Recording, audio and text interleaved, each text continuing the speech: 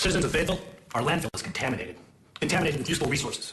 More than 26% of our residential waste could have been recycled through the city's recycling program. Come on, people. Be big. Start small. Save our landfill. Recycle something.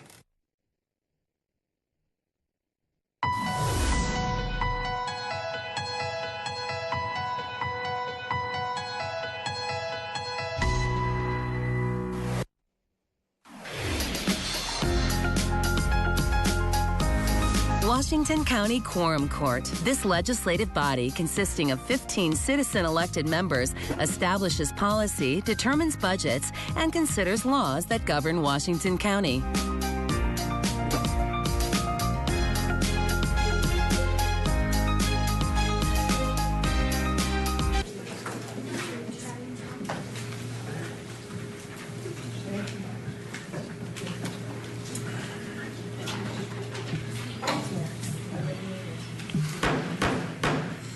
The Washington County Quorum Court meeting is started. It's called to order. I'd like to welcome everyone this afternoon, this evening, our August meeting. As we get ready to stand for our pledge and prayer, I do want to make sure we take some time and think about our Coach Broyles, who passed away this week. And so, Coach was a legend here, and so again, I just want to make sure that we take time and think about him as we get ready to do the prayer and pledge. Justice Dennis, will you lead us in our prayer and pledge? Our most gracious Heavenly Father, we come to you this time. We just thank you for the many blessings. We thank you for the Broyles family. Pray that you would be with them, comfort them in the loss of Coach Broyles. Pray that you would continue to be with the Moore family. Thank you for them for being part of the family of the year. Pray that you just bless them and say, work hard to feed us all. Pray that you be with our country. Pray that you be with the leaders, be with the judge, be with him, and help him to lead Washington County. Give us some wisdom that we stand in need of at times. Also, I pray that you be with all those that lost loved ones in Barcelona. And pray that you just be with the world and help us be a little bit more sane. These things we ask and pray in Jesus' name. Amen. I pledge allegiance to the flag of the United States of America and to the republic for which it stands, one nation under God, indivisible, with liberty and justice for all.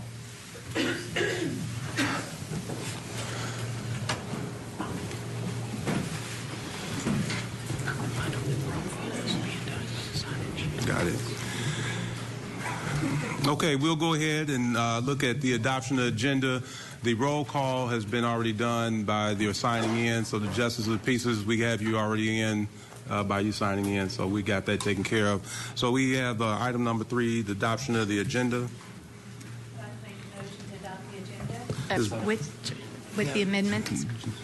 What are they? Justice Harbison. I would like to remove, number 17 from the agenda. Justice Harbison, turn your mic, please. Say it again, item number 17. Yes, just a minute. Let me make sure I've got everything. Yes, 17. I want to remove 17 from the agenda. It's going to go to committee, and so therefore they asked me to remove it from the agenda. Item number 17 taken off. Any others? Justice Pine. Just a question, Judge. Item number 10, we have people here to do the presentation on that resolution. I was wondering if we want to bump that up where they could do theirs before some of this other stuff, and they wouldn't have to stay so long during the meeting. In front of the judge's morning, the treasurer's report, perhaps? After 6, after the resolution? After number 6. Do number 10 Okay, let's right move. after So we'll number put 6. number 10, Ms. Chan. Right after number 6. That's item number 10. After item number 6. Okay.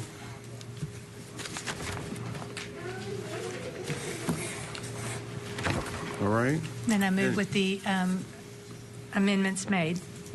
All right. We had another one? I'm sorry. Justice Madison. Justice Ecke said with amendments, but I wasn't sure we were making sure to add this change in the jail budget because of their position. Is that one in here? It's loose. It's number 16. That is number 16. There's an additional, I think there's, I understood from the sheriff there was an additional ordinance, but. Yeah, the loose leaf one will replace 16.1 because it was there were a couple things that were changed late yesterday afternoon. Okay, so okay. I just want to make sure it got taken care of. That will be the 16.1A. 16.1A is the okay. Any other? All right. So the adoption of the amended agenda. So moved, yes. It's been moved by Justice Maxwell, properly second. Yes. All in favor? Aye. Those opposed? All right, we have the adoption of the agenda. Citizens' comments.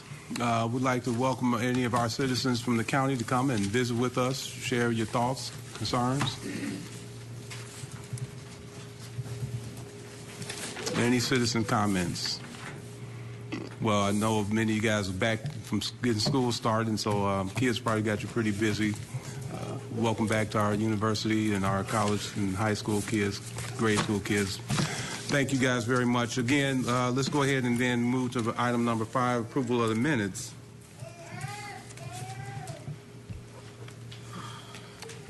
I will move to approve the minutes, Judge, although I did not have an opportunity to read them, but I trust our staff, Ms. Patty, to have done an excellent job. So if somebody else did read them and found corrections, let them speak now or forever hold their peace. Second. It's been moved and properly seconded approval of the minutes. All in favor? Aye. Those opposed? All right. And item number 6, the resolution in honor of the Moore family, the family, I think I met them this afternoon. They're back there. Justice Maxwell. Thank you, Judge. Attorney Lester, would you read the resolution?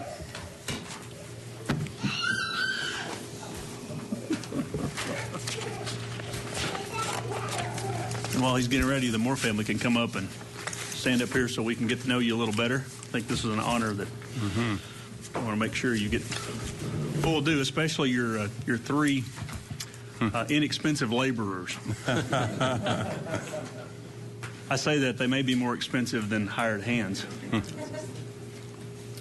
Go ahead and introduce yourself. Well, we'll go ahead and let them read the resolution first, and then you can introduce us. Be it resolved by the Quorum Court of the County of Washington, State of Arkansas, a resolution to be entitled, a resolution in honor of the Moore family. Whereas Alan and Cindy Moore, along with their sons, Cameron, Kipton, and Hudson, have owned and operated a farm in Washington County for many years, and whereas the Moore family currently farms more than 700 acres of row crops near Lincoln and Prairie Grove, and whereas the hard work and dedication to the farming operations by the Moore family has been met with great success, and whereas the Moore family has been named the Washington County Farm Family of the Year for 2017. Now, therefore, be it resolved by the Quorum Court of Washington County, Arkansas, that Alan and Cindy Moore, their sons Cameron, Kipton, and Hudson, are hereby honored and congratulated by the Washington County Quorum Court. I just want to say that we have a lot of industry, a lot of things that do a lot of good things, but farming is definitely a basic need and a basic part of who we are, and we're a very agricultural county. And I know it's been a while since I did that, but I know from firsthand experience how much work, how much risk, and how much labor there is in farming. So our hats are off to you for your hard work. I've driven out by parts of your farm out there, and it's very impressive and sure looks like a lot of sweat and a lot of toil. So we just commend you and thank you for being here and honor you for being the Farm Family of the Year. And we also have a resolution for you signed by the Quorum Court.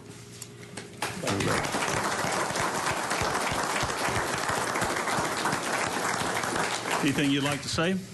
We just appreciate y'all for everything you do and standing behind the Extension Service, and when they need help for funding with the 4-H and all the activities involved, that's very well appreciated because that is the future of the whole entire county. Keeping the kids involved and keeping them learning what's behind us in the background of the 4-H and what that can lead to in the agricultural industry. Thank you. Justice Ecke, you had something? Yes, thank you, Mr. Judge. You've heard me say this, that the 4-H, you all are Washington County's 401k plan, and supporting the extension service in the 4-H is what I believe our responsibility and our duty to the next generation, that one day you, young man, will be the Farming Family of the Year, and you'll carry on the legacy of your family with great pride and integrity. And you can always count on me and other justices on this court to invest in you the best way we can. Congratulations. Mr. Moore, which one is Hudson, which one is Kipton? Go ahead and introduce. This is Hudson right here. All He's right. 2. This is Kipton. He's 6. This is Cameron. He's 15. Yeah. And this is the queen. This is my wife, Queen, Cindy. Excellent. Well, again, thanks and congratulations to you guys. We have entertained a motion to receive and accept the resolution. Second. It's been moved and properly second. All in favor? Aye. I think we're going to do a roll call on the resolution. Miss Patty? Sue Madison. Yes. Joel Maxwell. Yes. Joe Patterson. Yes. Butch Pond. Yes. Fred Roush. Yes. Bill Usry. Yes. Daniel Balls. Yes. Harvey Bowman. Yes. Alicia Devins. Yes. Robert Dennis. Yes. Lisa Ecke. Yes. Ann Harbison. Joe Kicklack. Yes. Tom Lundstrom. Yes. Eva Madison. Yes. It's been passed. Congratulations. Thank you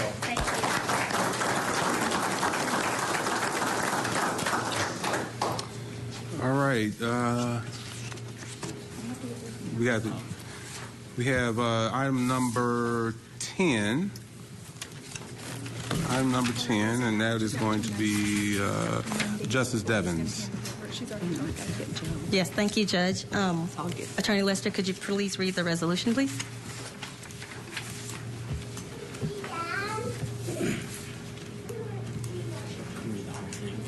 Or just by title? By title only, please. Well, we didn't have the title. I'd like to make a motion that all the ordinances be read by title only It's been and moved. suspend the rules. It's been moved to Thank you, Ms. suspend Madison. the rules to read by title only. It's been properly second. All in favor? Aye. Those opposed? No. All right. We need to read them. It's been passed. Go ahead. Justice Thank Ecke. you. A resolution of the Quorum Court of Washington County certifying local county government endorsement of Be Unlimited Incorporated to participate in the Consolidated Incentive Tax Back Act of 2003. Be Unlimited is a local organization, a local business in the Fayetteville area, and we have some representatives here, and I would like them to, if the bill please the court, to come and share their business. They're a growing business, and they are adding jobs to our area and to our surrounding areas, and so I'd like to support them in any way and would like the court to hear about them. Excellent. Introduce yourself and go ahead and. Well, my name is Ben Clark. My name is Kevin Wassmiller. I'm the owner of Be Unlimited. We've been here in Fayetteville. I've been the owner since 2006. No problem. Yeah. No, we're just grateful to be here. I'm grateful to have a company that we're able to employ. I think we're up to about 70 employees right now at this time. And we purchased a building. We just moved from we were renting a spot off of Center Street, and we purchased an old warehouse that had been kind of deserted down in South Fayetteville, and we've recreated that into a creative area for graphic designers and screen printers, and so that's what we do down there. We're a licensed apparel company here in Fayetteville, so it started here, and we now service about 70 different universities across the United States, and we house everybody here in Fayetteville still. So that's very exciting. Their business is a little eco-friendly. They have a water-based printing system as well, and so we use water-based inks instead of plastisol inks, which is they've outlawed plastisol inks in California, and they only use water-based for children's wearables, and UK doesn't even allow plastisol inks, and so we're kind of one of the first in this region to really do water-based mass production of water-based where we can print like 1,000 shirts an hour, through these things. So I mean, we've got 10 big presses, and you're all welcome to come out and see our facility.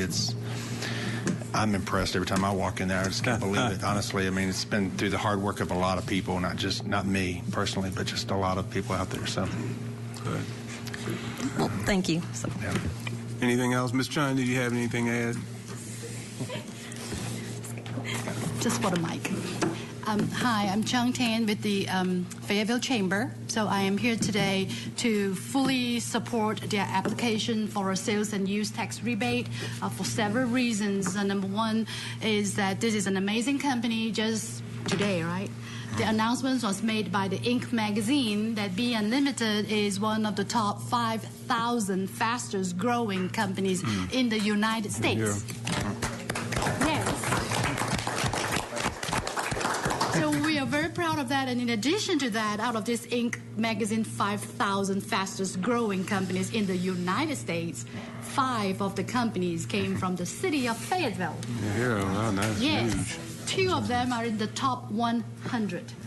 So these are the kind of companies like them that we like to brag about every day. We like to come before you guys. We introduced them to Judge Woods to introduce you the kind of companies that we have, and we ask, and the Justices of Peace, you all have always been wonderful, 100% behind all the cities partnering with us, collaborating with us by approving such requests. So what it is that when an existing business like Be Unlimited expand, they are qualified to apply for state incentives and local incentives. This is part of that state incentive. So what they did to make the application was that they are going to invest about $300,000 in capital investment to renovate the building, the property that they have just bought. They have already done some renovation. They are now continuing with the next phase of renovation. They are creating 16 new jobs with the average payroll of about $15 per hour, way above our minimum wage. They are adding a new payroll of at least $500,000 a year every year from now going forward. And we look forward towards them doing even more stuff. And very importantly, too, because of the business model that BAN has adopted, meaning, going into e-commerce and everything, they are actually now training the next group of the graduates coming up from the university.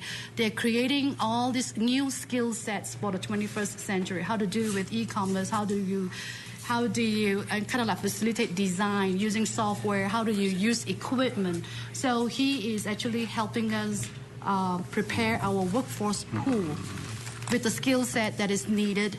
And so even if those workers leave their place and go on to the next place, they have the skill sets that become more marketable, more employable. So for those reasons, the Chamber loves to work with them and companies like that. So last but not least, they also work with other businesses in Fayetteville. So, for example, Fayetteville, which I think you guys are very familiar with, that is also part of their partners as well, and customers. So by us all working together, I'm sure you all know it takes a village to make everything better. We are really working it out, manifested by this kind of relationship. So I look forward and encourage you all to vote yes to pass the resolution so that they can have the rebate. Thank you. Thank you, Ms. John.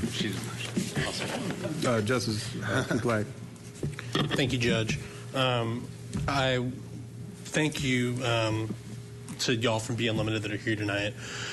And thank you especially for not only focusing on serving universities, but first and foremost serving the University of Arkansas at Fayetteville. It's in the district that I represent, and many of the customers that Be Unlimited serves or come from the district that I represent. So I particularly appreciate that you all provide a quality service to residents in the district. So thank you very much, and I will vote for this, Judge.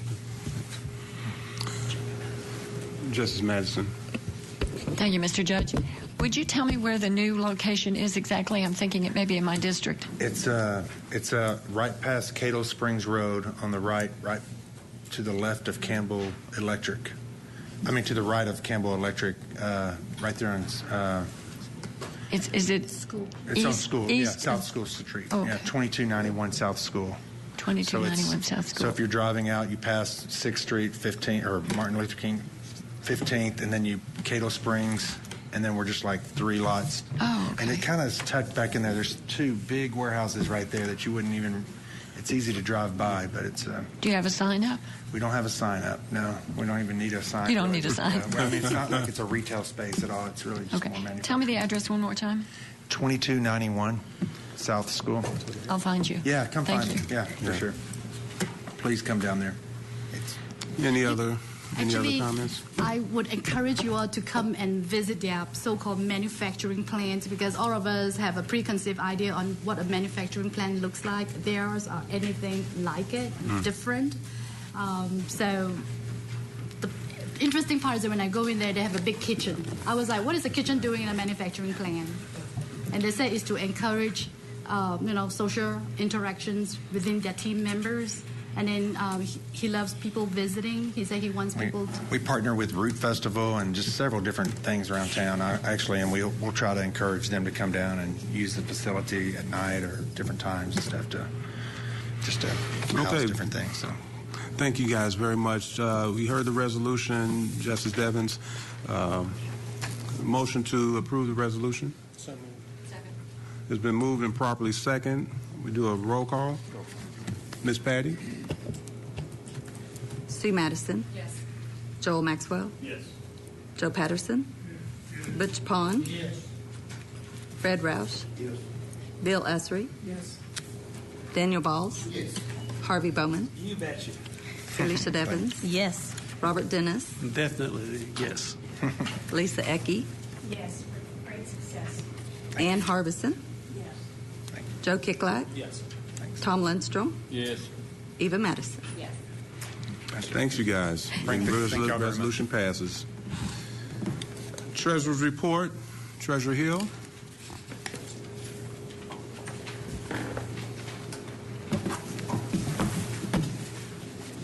Hello, everybody.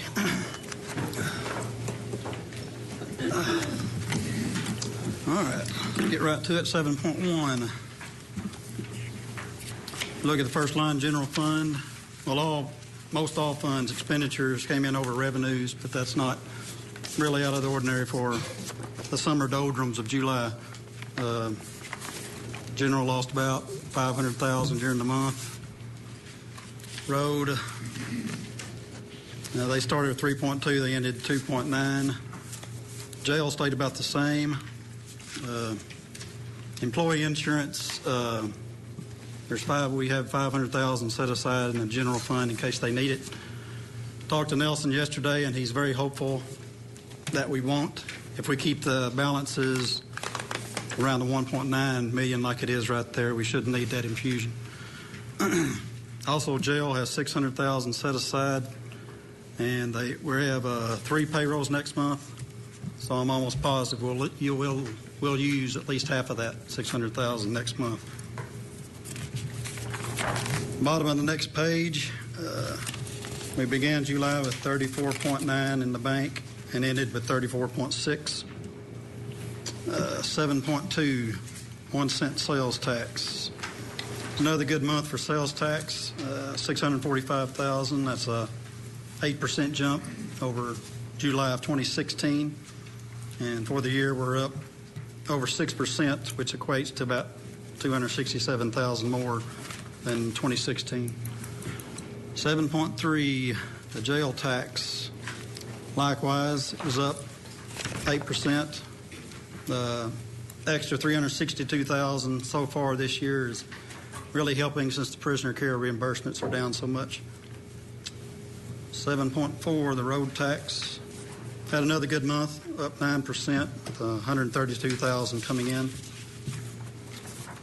The last page, employee insurance. I hope to do better next month about getting that shading off of there so you can read it. Oh, yeah. But as it is, we began the month 1.9 and ended the month 1.9. And that's all I have. Any questions? Comments? All right. We do thank you, Bobby Hill. Appreciate it. You bet.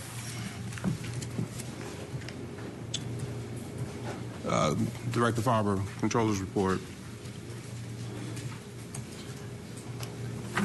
8.1 reflects the unappropriated reserves for general. Right now, it's sitting at $6,448,849. The plus and minuses are what you see of ordinances that were passed last month.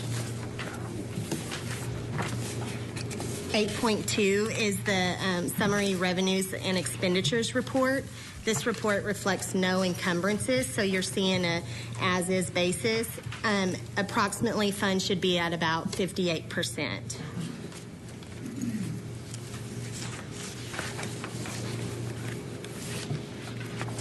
.3 is the summary statement of operations expenses by fund and department.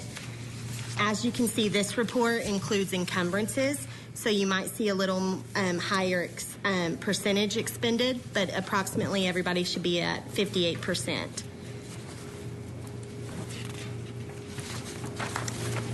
And if anybody has any questions?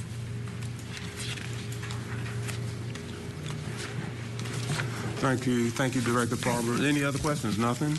Comments? Thank you, Director Farber. Judge's report. Last month, we talked a little bit about our mid-year results, and we've obviously continued to focus on the various infrastructures and budget reviews, et cetera. A couple of highlights. I want to thank County Clerk Becky Llewellyn. I don't think she's here. We continue to meet with our elected officials, and she had us gathered last month. Our mayor's coffee last month was in Farmington. This month we'll be heading out to Goshen to gather and spend some time together, kind of just hit all the issues going on in the county. A month ago, I sat with the chair, Justice Madison, and we were talking about budget prep. Here we are a month later, and we pretty much have visited with and we said that we were going to be doing this at the Quorum Court, that we wanted to sit down with the JPs to talk about their thoughts about the budget, as well as their ideas on revenues, reserves, that type of thing. And we've had probably 10 of you guys in thus far. The rest will get in before the end of the month. And the ideas that you guys have been sharing have been great. Again, as far as what our reserves look like, and what kind of ideas can we drive in our county to drive revenues, et cetera. So that's been a welcome, and I appreciate you guys coming in, and look forward to visiting with the remaining 4 or 5. I think we got a couple of them tomorrow, so that's good. FEMA has been into the area. They've been here probably 3 weeks now. They met with the county. They met with the small towns. They've been on the ground and continue to work with our road crew and getting our business taken care of from the county standpoint, as well as the small towns. Our roads, speaking of roads, 90% of our goal has been met. We started the year saying that we wanted to get about 60 miles of chip and seal program done, about 60 miles, and we've already hit 50. And so we're real proud of and that's on top of stopping after we had the 89 roads and bridges damaged during the storm. So we're back on tracking, and I'm really proud of what the roads crew has done. This Monday, if you're open and available, at about 1:30 in the afternoon, we're going to reopen Orr Bridge, and it's been shut for a couple of years now, and so we welcome that opening.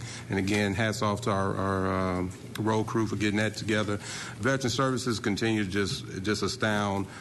Today, I think over here at the town center, they had a coalition of veterans there, and just meeting the needs and serving and talking and communicating with veterans around the area. Last month, we served over 170 veterans. Already this month, we are passing 70. And again, to think last year, we were running at about 20 to 30 veterans a month. So again, Officer Medina has continued to just make a lot of headway. In fact, he just got his final accreditation done to one of the few to get accredited in the state to serve our VFW veterans. So again, hats off to Officer Medina and serving our veterans.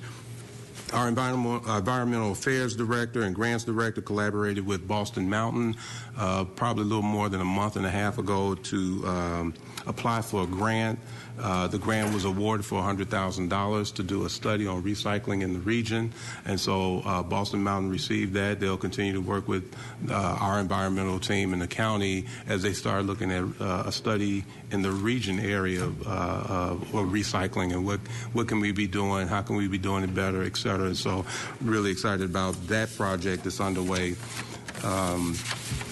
HR team has been working with the personnel committee again. The HR manual is pretty much done. It's now being reviewed by legal teams, and so looking forward to getting the end result of that and making sure that we're hitting it on all cylinders. I's are dotted, T's are crossed. The county health fair will be September 14th. Out at the South Campus, and then September 15th we'll be right here at the courthouse. So it'll be 2 days for our employees of the county to come and spend time and look and see where their benefits are, what types of things are maybe coming new, et cetera. Building and Grounds has been working with the Armory on the Armory down the street, and they've cleaned it now. It's been prepped. We're ready to lease it and find somebody to come in there and generate some revenue. So again, JPs, take your hat off. You guys know some people. Let's get them in. We are working on the roof, and the roof is going to be is being redone. So, but that doesn't stop. We can go ahead and lease it now. So. Want to give a shout out to Miss Patty. She's been now on board maybe a little less than 90 days. And has just been phenomenal. And when I say that, not only has she been serving the JPs, and you guys could only tell me how that's going, but I tell you, she's been in there. We've gone back to 1979, and she has gone in and has digitized those minutes and ordinances and resolutions from that point all the way up to present. So again, thank you, Miss Patty. Appreciate you and the work that you do, and again, serving these JPs. Right now, our grants are standing at 16 grants have been received and awarded. And the most recent ones, we just got a grant with the animal shelters for $5,000, another grant for the JDC of $30,000. I think we may have mentioned last month we received a $975,000 grant for the substance abuse, the SAMHSA, and that'll be about $300,000, $325,000 a year over the next 3 years. And that's pretty powerful because that was a lot of work to get that one. But it dovetails so nicely because last Thursday, in fact, as I was heading back from Little Rock, the governor sent a note out saying that, hey, we're going to go ahead and allocate another $1.6 million to Washington County for you guys to get that crisis stabilization unit. And that was pretty powerful. It was only going to be 3 awarded, and those 3 were pretty much baked in. And we knew that going in, and I think just looking at what the work of Washington County, and I have to give some shout outs to Justice Maxwell, Senator Ubaldi Lindsey, Judge Beaumont out here, Northwest Arkansas Medical Center, and those are guidance who have been working and plugging at this for some time. And so when we put that application together, and I reached out to Benton County's judge as well as their sheriff, and then reached out to Frank Weaver over in Madison County, the judge, we ended up putting a package together and to say we're going to serve this area and not just Washington County, because this crisis is countrywide, and you hear what's going on across the country. And so the application was seen, and I think that's where the governor and his wisdom, I guess, and his team said, hey, let's go ahead and put another one there. So we're really excited about having that crisis stabilization unit. All the awardees, all 4 counties who received that CSU award will be going down next week to go through the training, to go through the requirements, et cetera. Got together yesterday with Judge Beaumont and Sheriff Helder and the deputy and the chief, myself, to just kind of get some thoughts about what we're going to do when we get down there to make sure we pull that data back, and we'll come back here and obviously start beginning to get it going. Northwest Arkansas Medical Center is going to house this crisis stabilization unit.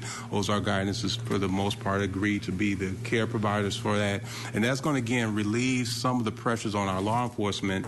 So, again, these people who are being arrested, who are mental illness, they can go into that couple of hours, 24-hour stabilization. If they need more than that, they'll go upstairs into the hospital. But it kind of takes some of that pressure off our jails, and we can be thankful for that. So that's a big win for our county, but I think a really big win for our region. And so again, I want to thank all the JPs for their support of this application and all. Justice Maxwell, you had a comment? Yes, I just want to make sure Judge Beaumont did a lot of work behind the scenes. Absolutely. On that, and then also on the SAMHSA grant, Arkansas wasn't even going to apply for that, and so some of us got together, and I know Representative Jeff Williams and some others, really, and Matt Pitch and Fort Smith, et cetera, really brought that to bear so that we were one of only 2 states that hadn't asked for that money. It was going to be guaranteed, but we hadn't even asked for our part. Sure. And so there are a lot of people that have worked a lot behind the scenes to make this happen. Nancy Kahanick with Jimmy also is one that's worked a lot on the CSU. So a lot of hats off to some people who aren't listed here, but Washington County specifically will benefit from a lot of that money from their hard work. So I just want to thank Judge Beaumont specifically. Thank you. Hats off, exactly. Finally, today I just want to share that Washington County had our first auction in probably 15 to 17 years. Held it down at the South Campus, and again, hats off to our road department, Chief Gales, our legal team, our purchasing team, who really came together to pull this off. Counties, we probably had 4 or 5 different counties come into this auction. Hundreds of people there.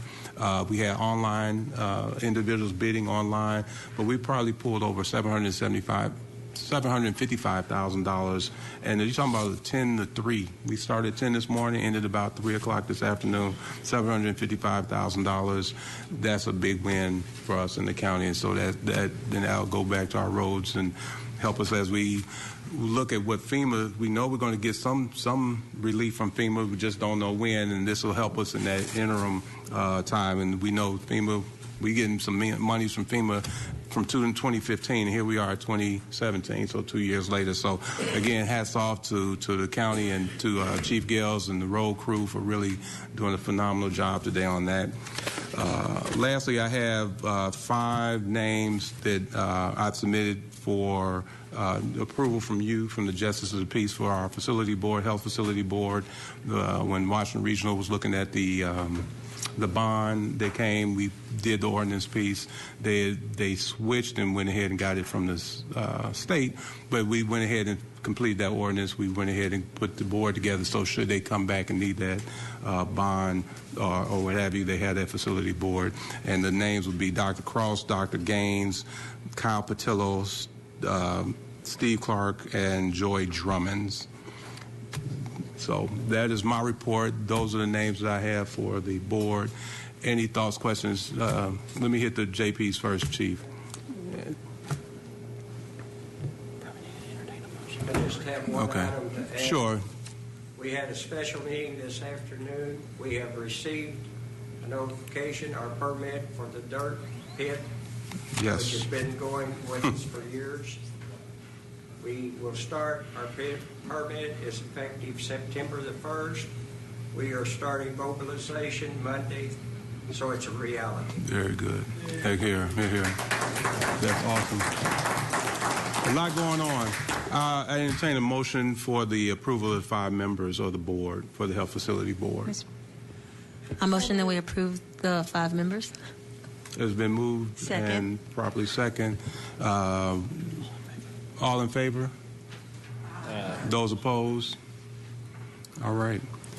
That is the judge's report. And again, thank you. Number 11, item number 11. Get these back on. Justice Ussery. An ordinance amending Washington County Code sections 12-1A, 12-21, 12-23, 12-25I, 12-25J, 12-31A, and 12-63. Okay, and these were all, they passed through committee, and these are just, all we're doing is bringing the ordinance to where they are up to date today.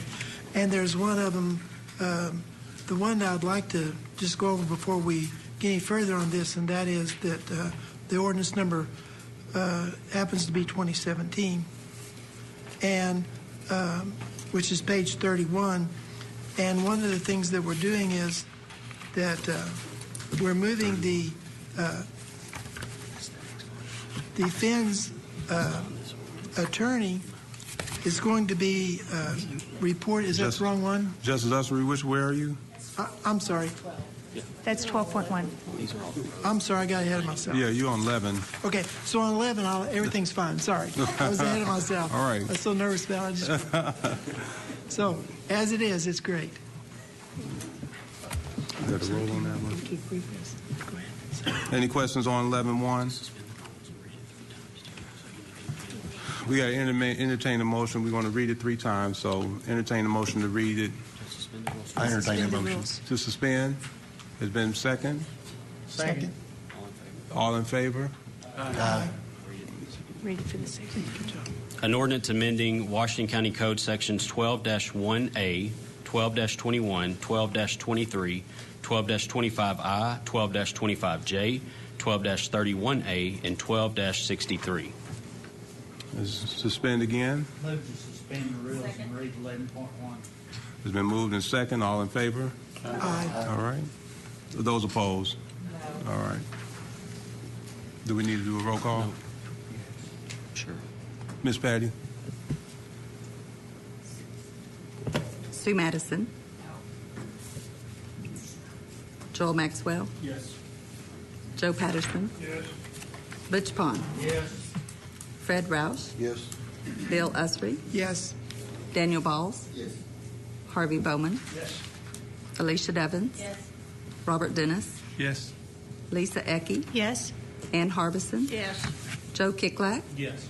Tom Lundstrom. No. And Eva Madison. Okay. Motion passed. The read for the last. An ordinance amending Washington County Code Sections 12-1A, 12-21, 12-23, 12-25I, 12-25J, 12-31A, and 12-63. Yes, ma'am. I think we just need to be careful when we advance things and do them all in one night.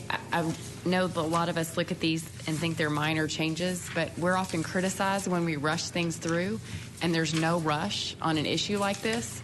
And so I think we ought to sometimes just slow it down a little bit and let the process be normal. If there's not an emergency, let's not make it an emergency.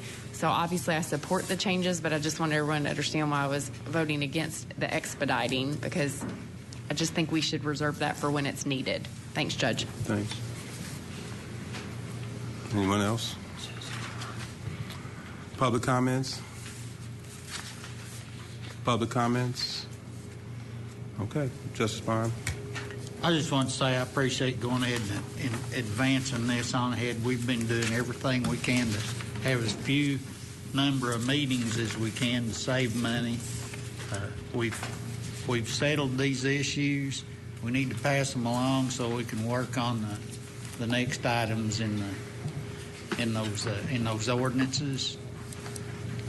It's just easier to concentrate on the next thing when you've got the last thing you were working on settled. And it's like it is. It's no big issue. I'm ready to move on to the next items. All right. I'd like to see a vote on this and get it settled. Justice Ussery, are you ready?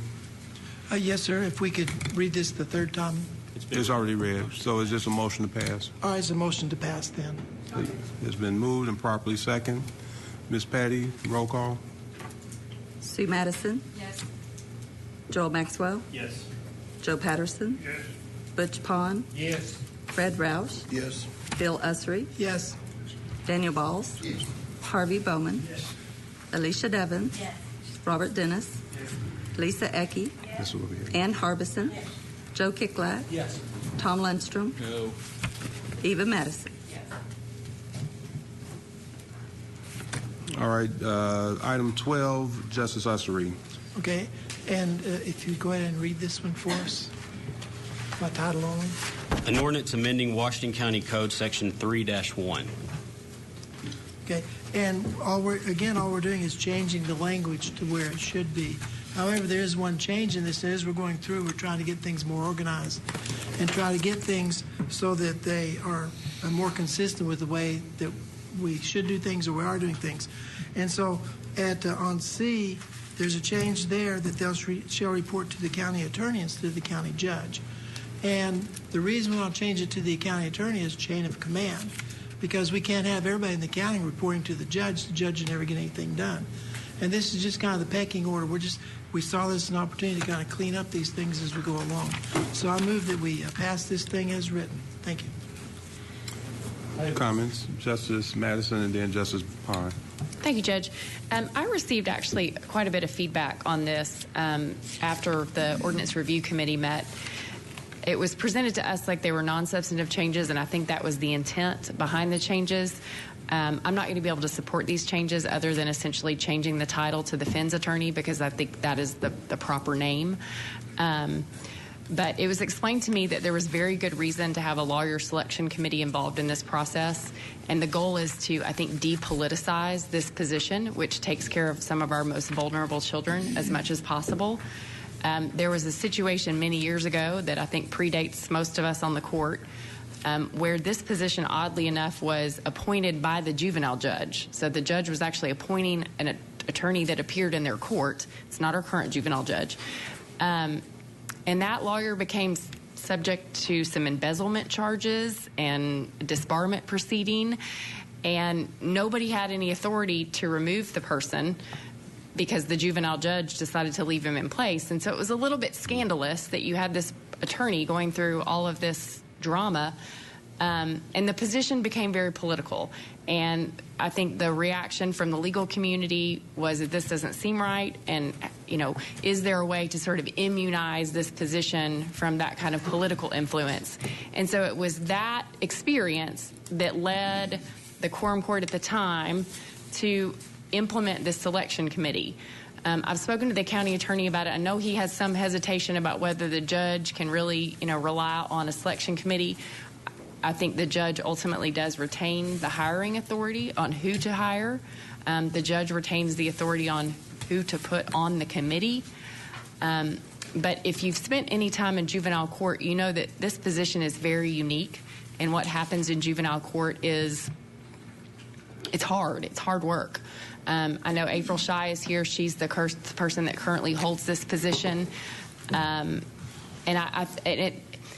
it's not that I don't want the judge or any judge to have an input in who this person is. I think we just need to insulate it from politics as much as possible. And that's why this selection process was set up, and that's why I think it needs to remain that way.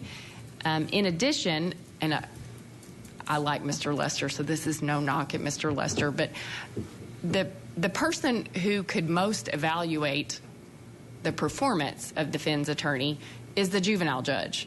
That's the person that they appear before on a daily basis, and that person knows. Other than the clients, and we're not going to call up the kids and the parents and ask them how the attorney's doing. But it's the judge. But the judge can't be the one doing the evaluation of an attorney that appears in her court. And so it's like this issue of, okay, the judge has this, the county judge has this odd task of sort of overseeing this person that's sort of fulfilling a role in a state court. It's not like the road department. It's not like IT. It's different. And so I think that it should be, and of course I think the judge would need to go to the juvenile judge to find out how the person's doing.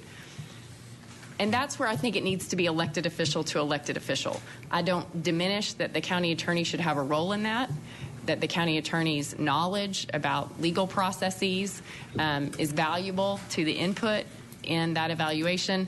But I just think in terms of how we're setting up the protocol, it should be the county judge going to a circuit judge to say, how is this person doing in your court, so that I can then prepare an evaluation and go back and talk to my lawyer about how to do that.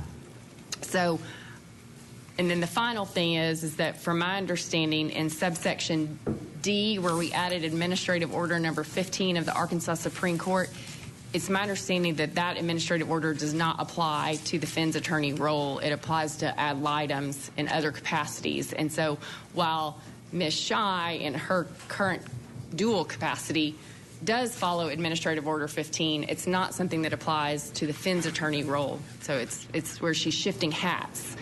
And so I think we need to slow down on this a little bit. I know that Judge Zimmerman is actually on her way here from the opening of the theater in Springdale and wanted to offer some input, and she's not here yet. But I don't think these are non-substantive changes. I don't believe they are.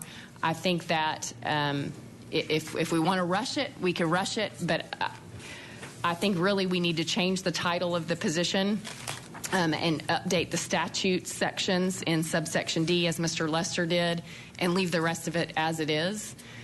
And perhaps the best way is, I don't really want to have to send it back to Ordinance Review Committee, but we could do that, or we could just leave it on first reading and clean it up next time. But I think we need to slow down because this is a very important position dealing with some very vulnerable children and families, and we need to get it right. Thank you, Judge. Thank you, Justice Madison. Justices Pond, County Attorney Lester, and then Justice Ussery. And then Justice Madison. Okay. Was kind of addressing the county attorney on this issue, or both of y'all. I like Brian Lester also, but the county attorney works for the county judge, and I don't understand the issue of the county attorney not being able to handle some of the business. But particularly if he's under your direction. But all that being said, instead of this thing being drug out for an hour or extra or whatever, I'm about to the notion maybe we better just let this one go another month and do another reading. And heck, I don't even care if when it comes back you didn't really make any change on it at all. Thank you. Thank you, Justice Pond. Counselor. Thank you. And J.P. Madison and I did speak about this. What I want to put out on as it relates to this selection committee is I would certainly hope that a county judge would employ or ask for help from people who have some knowledge about this, as it is an attorney position. And I by no means am thinking that shouldn't happen. However, I've said this before to this court, and I stand by what I say and what I said then, that hiring of a county employee, even if it's a part-time contract, is left up to the county judge unless that person is employed by another elected official. This particular position cannot be employed by the juvenile judge. It's a conflict of interest. And so in getting this committee, I don't think legally the quorum court can say you're going to set a committee, they're going to make a recommendation, and you're going to hire that person. Well, it does say that to an extent. And so those are the changes. Well, I would agree, and I've talked about this with J.P. Madison, that saying that the county judge may appoint a committee. I think that would be a great idea and follow the same process. That gives the county judge some guidance. And so other than that, the change on the reporting was only because, as you're all aware, the judge has departments, county departments. And if we made exceptions for people everywhere that they are no longer reporting to a department head, then we've got 300, 150, 200 people reporting directly to the judge. We got a problem. Those were the changes. Administrative Order 15 does specifically address dependency neglect, ad litem's and dependency neglect, and domestic relations, custody, that sort of thing. It's not a bad ordinance. If you read it, it lays out some things, just some general rules for things, how to conduct things to make sure that these cases are being reviewed properly. So that's my, if you have any questions, by all means, let me know. Was it Justice Madison and then Justice Harbison? Justice Ussery. Justice Ussery, then Justice Sue Madison, then Justice Harbison. Justice Ussery. I have no qualms whatsoever about just letting this go until the next meeting. I'd definitely like Ms. Zimmerman here to discuss this so that we can kind of get, because none of us, there are all of us don't know everything about everything, but we can certainly learn. And so I'd like to get her take on this. And so I move that we just leave it on the first reading if we can do that. Justice Madison. There's a motion. Oh. Thank you, Mr. Judge. You know, for many years, well, nobody served many years, but for several years in the legislature, I chaired the Committee on Children and Youth, and it dealt with the juvenile issues. I've been to the juvenile lockup facility down at Alexander. I have made surprise visits down there to Alexander several times. I once kidnapped the director of DYS and took him with me to make a surprise visit to Alexander. He was a willing kidnappee. It is very serious when someone gets sent to one of these lockup facilities. And I really like that this committee had some input from people who are really vested in juvenile justice issues. I think that's really important, and I'm somewhat reluctant to start changing those things. We're lucky to have a juvenile judge that is very mindful of these issues, and I too would like to hear what she has to say. Thank you. Justice Harbison. Well, I was at the JSAP committee when I guess this was discussed, and this is what Judge Zimmerman wanted, and is this different from that? Well, I thought the only really thing here we have is the juvenile court is under, well, some of the employees are hired by the county judge. So this is just another position that would be hired by the county judge, which is proper. So I really don't see that we have any conflict here. And we were changing the ad litem to the Finn's attorney. Is April here? She is. I would like for her to come and speak to this.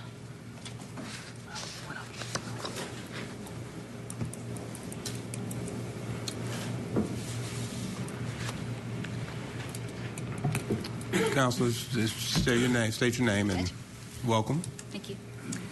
My name is April Shy. Can you all hear me? Mm-hmm. It's been a long time since I've been here. Some of you are still around, and being one of them, I guess. As Eva Madison stated, this is an old ordinance. It does need some updating, specifically the language regarding the title.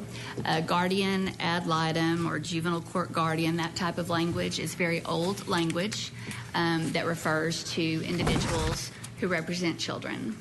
And the current certifications that are required, and now you do have to, in fact, be an attorney. In the old days, you didn't even necessarily have to have an attorney's license.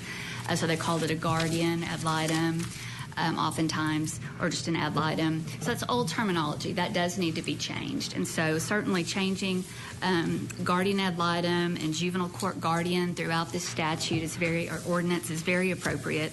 And you can call it, I think, whatever you want. Finn's attorney is probably sufficient. But I think that definitely the name change is appropriate. With regard to the selection committee, about 20 years ago, as Ms. Madison stated, the juvenile judge appointed this person that did this job, and she kind of gave you the story. There were a lot of criminal charges, I think disbarment proceedings, got very messy, and that person continued to come into juvenile court daily and represent children. Judge Zimmerman, if she does make it, she had a front row seat for all of that. She was the prosecutor in juvenile court at that time, so she was very familiar with it. Some of you folks, Sue Madison might have been around back then, Ann might have been around back then. The rest of you all look younger, no offense. But some of you were around when all that happened, and it was a very bad situation, and people were fairly outraged, but there was nothing anyone could do because it was what it was, and the juvenile court judge made that appointment and decided to keep that person in that position despite the legal problems that they were having. So the county the Quorum Court, they determined that they had to prevent that situation or the possibility of that situation from ever happening again, from ever having it to where, because the talk was, well, let's change it to where the juvenile judge doesn't do it. Who else could do it? And they realized that when it's vested in the hands of one person, an elected person especially, it's always going to be vulnerable to that. You hope and pray that would never, ever happen again, but it could always be vulnerable to that. So they went to great pains. I'll just tell you, 20 years ago, there were lots of committees, there was lots of discussion, and they went to great pains to come up with this process because it looks really complicated to find 3 attorneys that regularly practice in juvenile court, that know a lot about juvenile justice and child welfare, but to find 3 of those people and put them on a committee, have them review the resumes and applications and check the references of the people applying, and then make the recommendation to the county judge of who the contract should be awarded to. And so they came up with this process, and that is the process that they used, and that would have been back with Judge Charles Johnson. It was the last time the selection committee was used. And so they went to great pains to come up with this process. And once again, I think by state law, it's my understanding that the county judge has to award contracts. It's my understanding that that is the person who has to award a contract. So I think by state law, Judge Wood has to award this contract.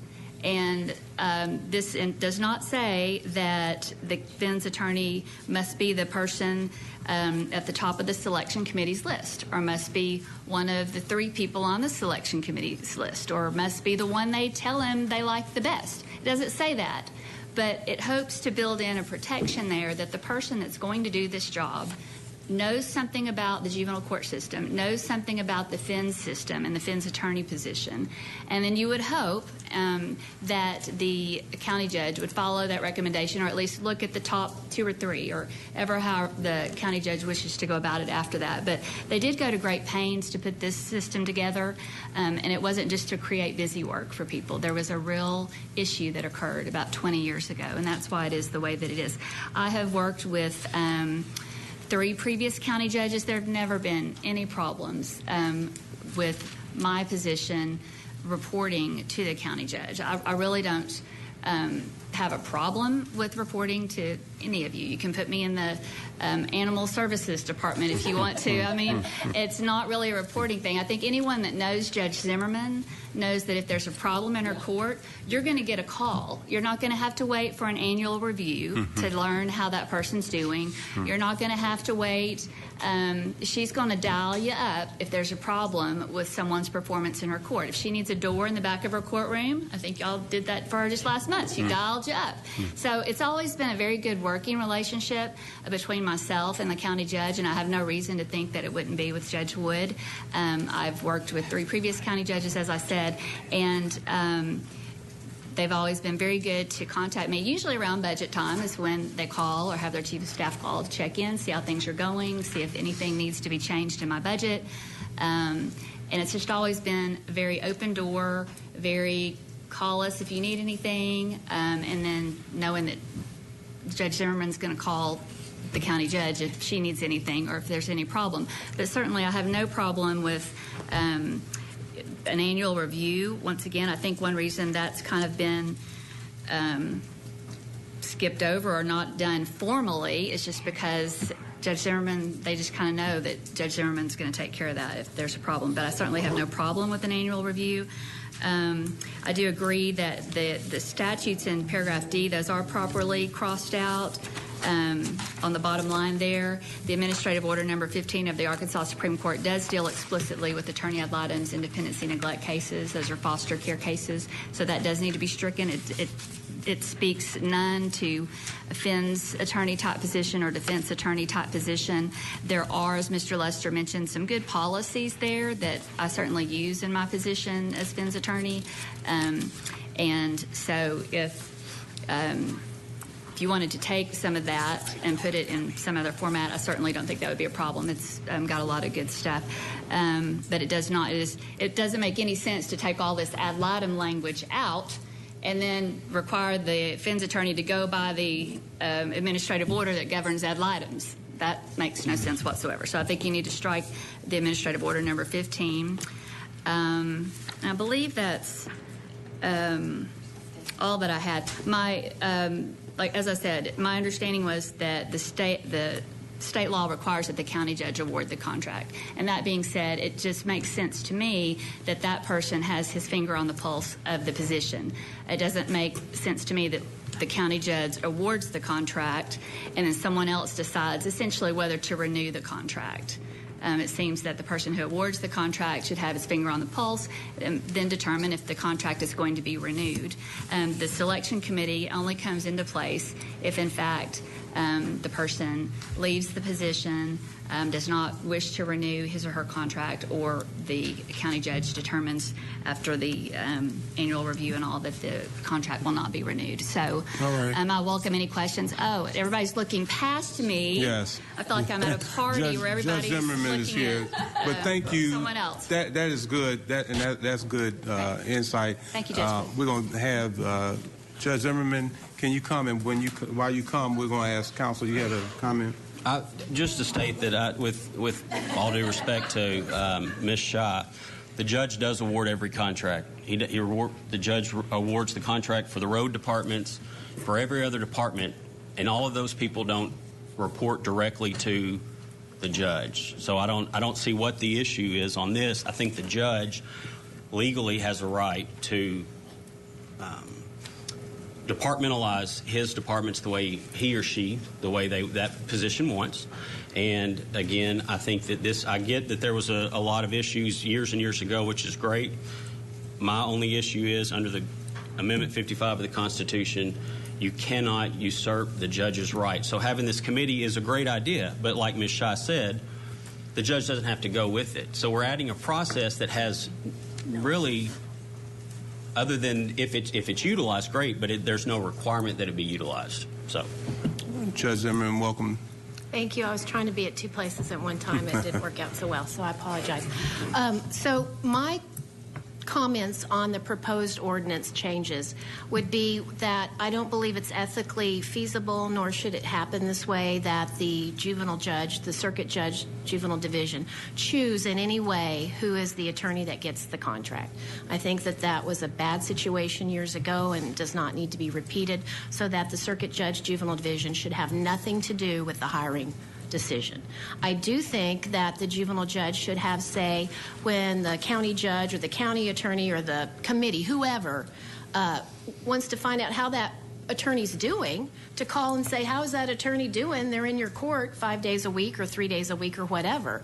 And I think that's important. So those are my two cents, if you will, as to this very important position, and it is important. And Ms. Shai does an excellent job. She's won awards for being the best attorney for kids in the state.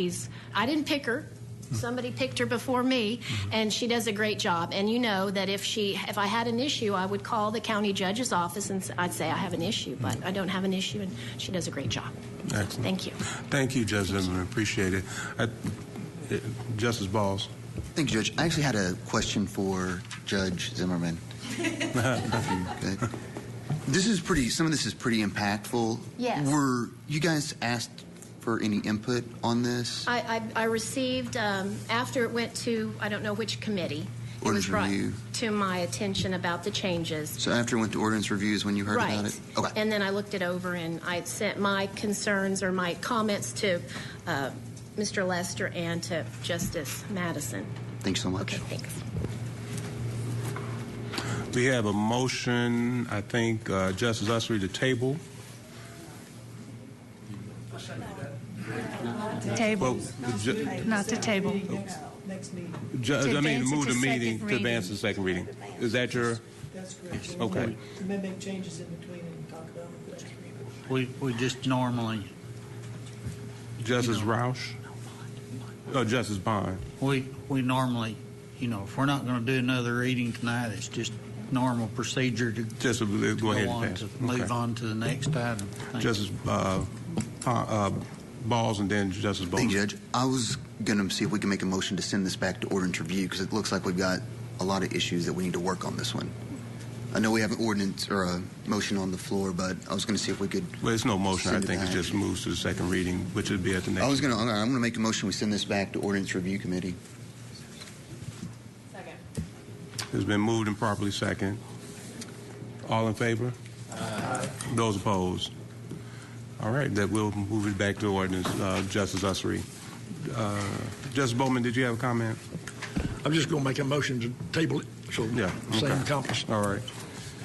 We're on Justice, was that 12?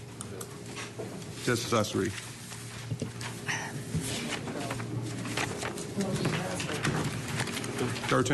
Justice Madison. So I think this is just to clean up some errors that we made in last month's ordinance. Ms. Barber assures me they're just little minor errors that we probably would have corrected as Scrivener's errors had we caught them in time, but we did not. So I would move to pass 13.1. Been moved and properly second. Ms. Patty? Oh, we got this. Counselor. Ordinance. An ordinance amending ordinance 2017-38 to correct errors. That's the first It's one. an appropriation. Appropriation. So we'll go ahead to the. Treasurer Hill, you got a public comment to make? No. No. Okay. Any other public comments? Public comments. Okay, Ms. Patty. Sue Madison. Yes. Joel Maxwell. Yes. Joe Patterson. Yes. Butch Pond. Yes. Fred Rouse. Yes. Bill Usry. Yes. Daniel Balls. Yes. Harvey Bowman. Yes. Alicia Devon. Yes. Robert Dennis. Yes. Lisa Ecke. Yes. Ann Harbison. Yes. Joe Kicklack. Yes. Tom Lundstrom. Yes. Eva Madison. Yes. Okay, it's been approved. Item 14, Justice Madison. So this is the drug court grant that everybody has mentioned a few times already. A nice, healthy grant, and so we're recognizing the revenue for this year for $325,000. I'm supporting this. It's hard to turn down money of that magnitude. And kudos to our grants administrator and our Judge Beaumont on getting this. It does give me a little bit of pause that there's a part-time position in it. And I think that's because we always sort of think, grant money runs out. And what do we do with the person when the money runs out? And it wasn't long ago where one drug court grant ran out and the person that was funded by that drug court grant was then stuck. And had it not been for Judge Beaumont eliminating another position to basically pay to fund that position, we would have had that awkward decision to make of, do we continue to fund this position? So I say that to just put it in your mind for when it comes up later or when it comes up again. We just need to be really careful about funding permanent expenditures with grant money. So I would move to pass 14.1. Well, it's been moved in second. Thank you, Judge. I'll just say one thing in clarification. I did a lot of research on this. Part of the reason that there's part-time salaries in here is because that was, I believe, part of the rules of engagement from the national grant that came to this state that then got passed out. So I understand Justice Madison's concerns, but I think part of this was just part of the grant that was not negotiable. So in 3 years, obviously, we may have to reassess will we be able to apply again or not? Okay. Justice Ecke. Thank you, Mr. Judge. During Personnel Committee, we did have this healthy discussion on this grant and the 3-year sunset of the grant, and that it would be very clear to the person that this position was granted to that this is a 3-year position. Good. And several of the justices said as long as they understand that, we don't have a problem passing this on to the full quorum court for approval. And then also there was a concern brought up about the APRs that are being paid to the employee, whether that will come from grant money or if the county is paying for it. And I said it's my logical assumption that the grant will be paying for it, and I'm getting yes from Mrs. Lloyd and Judge Beaumont. So that answers that question. But I don't see a problem with this as long as that employee knows this is a 3-year term unless we get a grant, and that's been assured. So thank you, Justice. I support this. Thank you. You want to read by the title and then any public comments? An ordinance anticipating additional revenues of $325,000 in the drug court grant fund and appropriating the amount of $325,000 from the drug court grant fund to the SAMHSA 2017-2018 grant budget for 2017. Public comments. Public comments. All right, Ms. Patty. Sue Madison. Yes. Joel Maxwell. Yes. Joe Patterson. Yes. Butch Pond. Yes. Fred Rouse. Yes. Bill Usry. Yes. Daniel Balls. Yes. Harvey Bowman. Yes. Alicia Devins. Yes. Robert Dennis. Yes. Lisa Ecke. Yes. Ann Harbison. Yes. Joe Kicklack. Yes. Tom Lundstrom. Yes. Eva Madison. Yes. Justice Usry. Okay, and again, this is just cleaning up some of the ordinances. If you would read this by title only, please, Brian. An ordinance amending Washington County Code Section 11-20-76.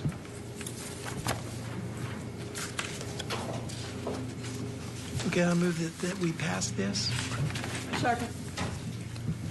It's been moved and second. Justice Madison, comment?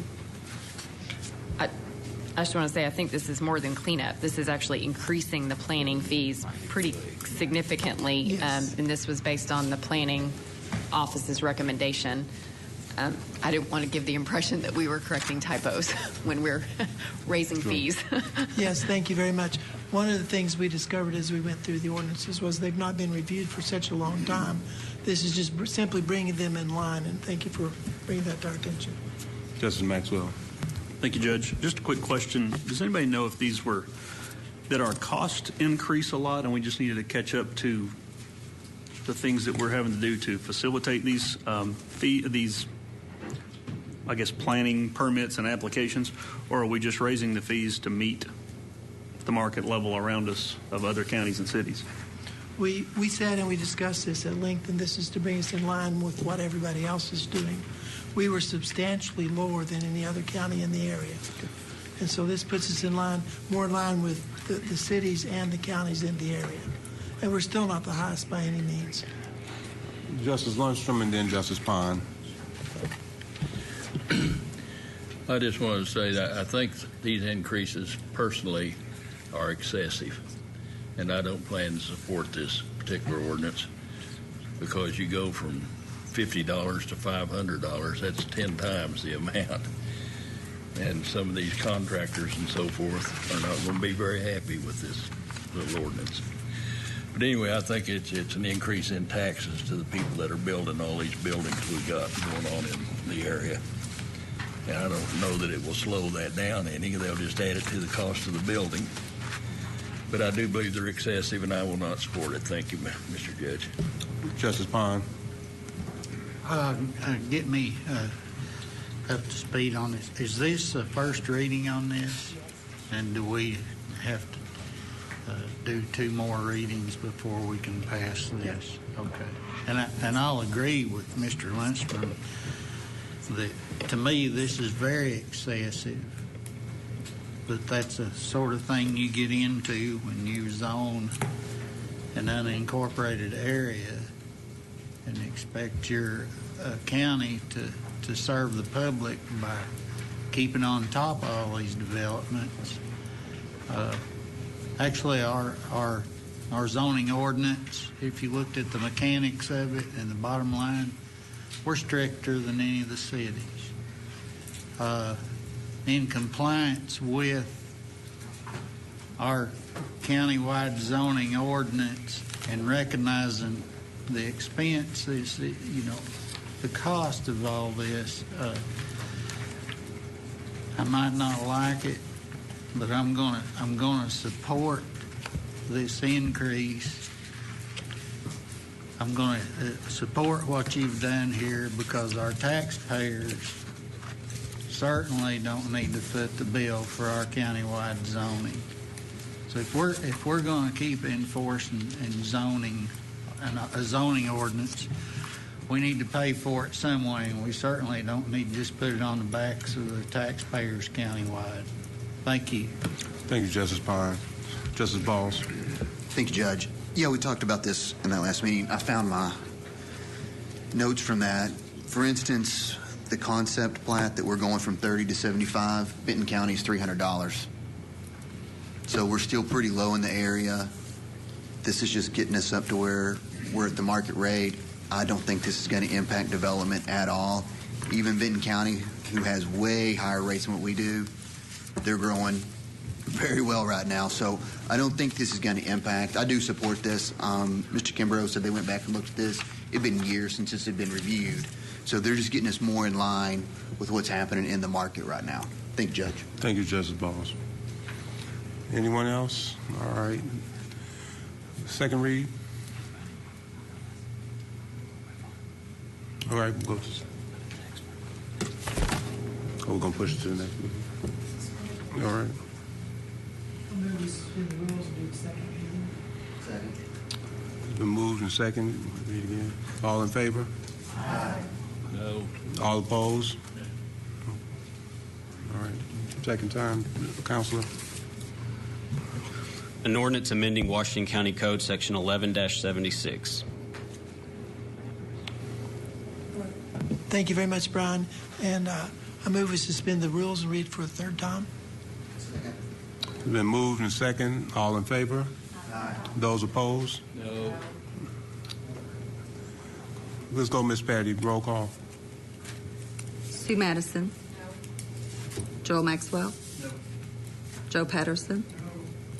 Butch Pond. Yes. Fred Roush. No. Bill Usry. Yes. Daniel Balls. Yes. Harvey Bowman. No. Alicia Devins. Yes. Robert Dennis. No. Lisa Ecke. No. Ann Harbison. Yes. Joe Kiklak. No. Tom Lundstrom. No. Eva Madison. No. Doesn't pass. So we'll wait. All right, item number 16, Justice Ecke.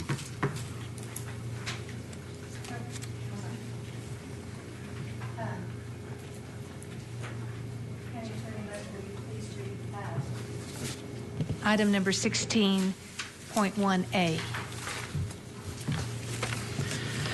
An ordinance changing personnel positions in the jail budget and reducing the amount of $48,746 from salary line items in the jail fund and restoring those funds to unappropriated reserves and appropriating the total amount of $48,746 to salary line items in the jail budget for 2017. Thank you, Mr. Lester. I don't know if we have anybody. We do have Mr. Cantrell. This is something that the sheriff proposed from his office. These are open positions, and it would be a salary sweep to cover the budgetary differences some of these requests will create, but it's just shifting things around, and it's budget neutral, correct? Yes, correct. There's ample funds in the salary sweep from unfilled positions that will cover any cost increases, and the sheriff would like to just reorganize a little bit. Some of our duties have changed, and he thinks this will better line us up to perform those duties and to be more efficient and get our job done better and easier. I'd like to suspend the rules and move this on. It's appropriation. Okay. I'd like to make a motion to pass this resolution. Second. It's been moved and properly second. Justice Harbison and then Justice Madison. Justice Harbison. I understand the reorganization because the Sheriff's Department is separate really from all the other positions in the county. But what I really don't like about it is, and I think that you need to do this, but to say that it's budget neutral is not correct, because you have positions you have not filled in the jail because you can't get qualified people, and so those positions haven't been filled, and you're using that money for this reorganization. But at the point those positions are filled, then it no longer becomes budget neutral. that's just the point I want to make. I think you're on the right track, and I think you need the reorganization, but let's not say that it's budget neutral. Thank you. Thank you, Justice Harbison. Justice Madison. Thank you. I actually talked with the sheriff and the folks down at the jail, anticipating this just sort of part of the overall structure of change that was coming, and spoke with the sheriff about it yesterday. So I guess I have a different approach to it. I think they've made a conscious decision to reorganize. I believe the individual who was the cook supervisor passed away. Yes, back in March. And so they're taking an opportunity to say that, they can shift that position. I don't think this is in any way sort of saying, oh, we can't fill positions, so we're going to do away with them. I appreciate the fact that, the sheriff's office is like a second little city for you all to manage. And they talked to me about the need for HR assistance, the need for IT assistance. And so they're taking advantage of positions they feel that they don't need to address those issues, which I think will make the whole county operate better. And they're upgrading some positions to make them, I think, more attractive. This wouldn't even come through as an appropriation ordinance, but for the fact that we decided we ought to deal with the housekeeping aspects of it now rather than in a later sweep. And so that's why it sort of shifted from personnel to now. But I, after hearing a lot about the reorganization plan, I think this is a very good move for the Sheriff's Department, and I think we should get behind it. Thanks. Thank you, Justice Madison. Any other one? Justice Patterson. In the 15 years I've been on this court, I don't think the sheriff has ever, we've had more than one sheriff. The issue's been to fill the slots is to have quality people. I don't believe we've ever had all the deputies we have on the list. I don't think we've ever filled out our... That's correct, sir. We've never been completely full. We've always got open positions. I don't see any chance that we're even looking in that direction. I think we're looking to keep what we got and streamline. I think we've been on the cutting edge all the years I've been on here, and I think we're going to continue to serve. Thank you. Thanks, Deputy. Thanks, Jay Cantrell. Any public comments? Okay, Ms. Patty, roll call. Sue Madison. Yes. Joel Maxwell. Yes. Joe Patterson. Yes. Butch Pond. Yes. Fred Roush. Yes. Bill Usry. Yes. Daniel Balls. Yes. Harvey Bowman. Yes. Alicia Devins. Yes. Robert Dennis. Yes. Lisa Ecke. Yes. Ann Harbison. Yes. Joe Kicklack. Yes. Tom Lundstrom. Yes. Eva Madison. Yes. All right, great. And Justice Pat Harbison, you said we were going to close. Committee reports. Committee reports. Jail and law enforcement did not meet for lack of an agenda. All right. Thank you, Justice Maxwell. Justice Bowman. The Buildings and Grounds meeting was held. We had Carl Gales come and Chief Gales come and share with us about what's going on in the road department and the Buildings and Grounds. Did a fantastic job busting on a number of really great things. In addition, he answered a lot of questions the court members had about a number of areas outside our purview. But appreciate him coming and sharing all the details. Thank you, sir. Thank you, Justice Bowman. Justice Ecke?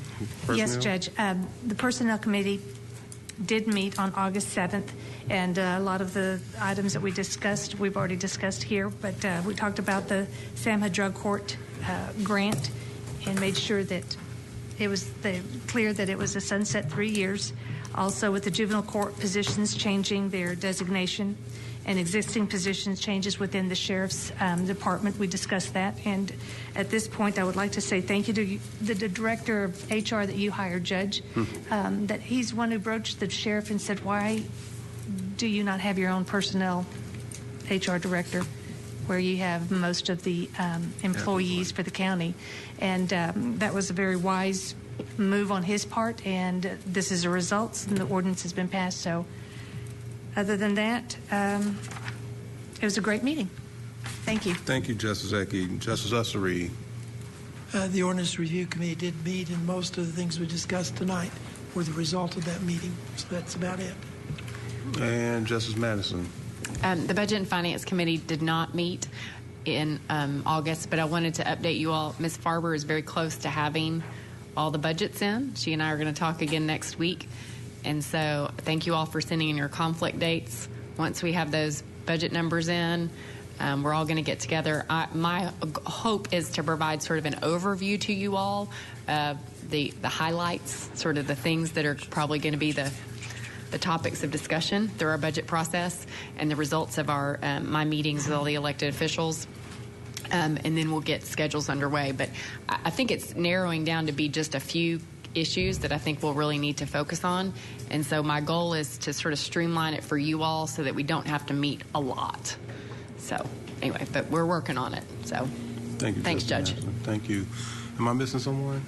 Oh, Justice, there you go. Justice Dennis. We didn't have a meeting, lack of agenda, and desire to save some money. Thank you, Justice Dennis. Just a second. Sorry. Thank you, Judge. Yes, I think that's all the committee on other reports. business, if I could. All right, now we move on to other business. Justice Secchi. I believe the IT director has worked with the Election Commission about laptops for everybody so we don't get so much paper from the budget process that we're facing this coming fall. And the software, everything is there, so it won't cost anybody any money. It won't come out of a budget because they've already been paid for. Is that correct, Judge? Well, you kind of let the cat out the bag. Yes, we were. Let's put it back in. We were going to do it next month. We were going to do it tonight. We were going to have laptops out for everyone and have the agenda on there. But because we had some of the additional agendas come on this week, we have to get as much of your agenda done a week before. When all the changes came, they couldn't update all that. So next month, you guys will have all your agenda items in the Friday or Thursday, the week before the Quorum Court meeting.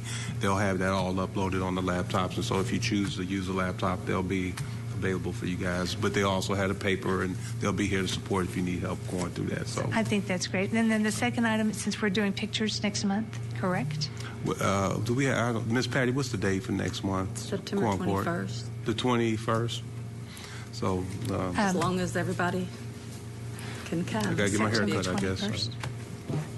I would like, well, let me finish, if I may. On our county website, there's a lot of us that don't have our pictures uploaded, and I'd like to make a recommendation that perhaps either I can bring a Rebel camera or somebody else, but that we take our pictures that month for all the other JPs and have them uploaded onto the website. I mean, nobody ever called me to say, can you send me a picture, and I'll put it up on the website. Maybe that was intentional. I don't know. But I think everybody's face would make the county's website look a lot better than a question mark around our head. Thank you. Thank you, Justice Ecke. Justice Madison. I just want to say that I've yet to be here for a Quorum Court picture when everybody showed up, and every year the poor photographers had to Photoshop somebody in, so please come. Wow, he's good. He's photoshopping me. Oh, she is. Do we know who it is? Is it Tish? Yeah. She has had to Photoshop someone in every year. Wow. Justice Keeklak.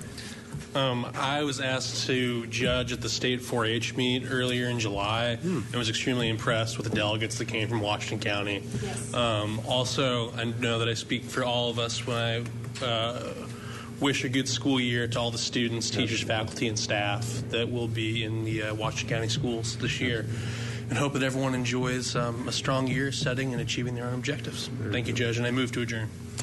Thank you, Justice Keeklak. Second. Any other business? Any other business? We got the movement to adjourn. The second has been second. All in favor? Those opposed? Meeting adjourned. You gotta go. You can't talk.